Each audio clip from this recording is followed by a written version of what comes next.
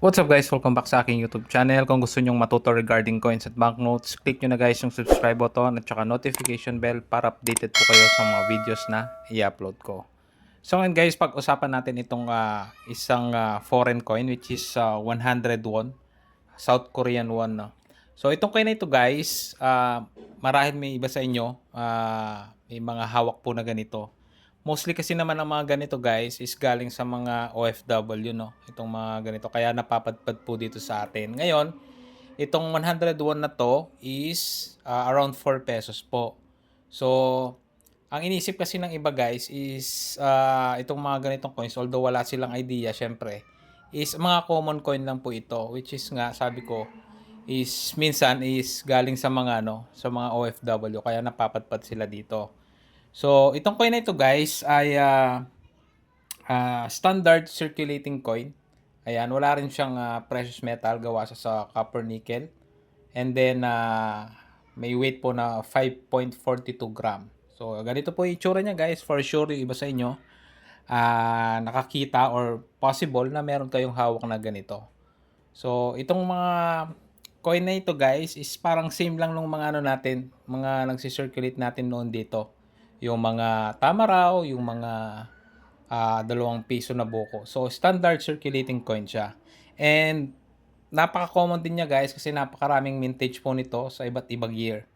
No, yung iba umaabot ng 170 million pieces, yung iba 298 million pieces, yung iba 425 million pieces. So, napaka-common po nitong barya na to. So, ginagamit ito sa pang-araw-araw po, especially sa South Korea.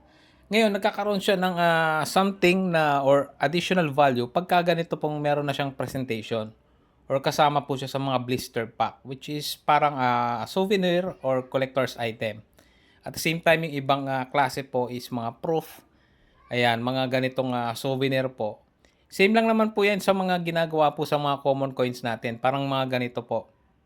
No, yung iba private blister pack, mga ganito. Tapos yung iba naman is mga ano po, issued talaga ng Bangko Sentral, yung mga ganitong ano po, blister pack. So, although itong mga ganito guys is mga commemorative coins.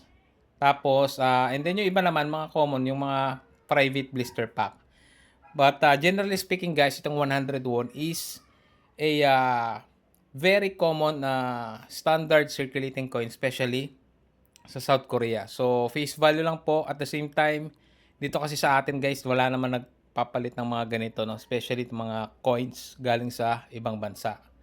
Sa mga money changer, hindi sila, sa alam ko guys, hindi sila tumatanggap ng mga ganitong coins. So, yun lang guys. I hope may naibigay akong idea regarding sa mga coins, na mga ganitong coins. At patuloy lang kayong sumuporta guys dito sa ating channel. And sana makaabot tayo ngayong taon or next month ng 1,000 subscribers. So yun lang guys. Muli, maraming salamat sa panonood.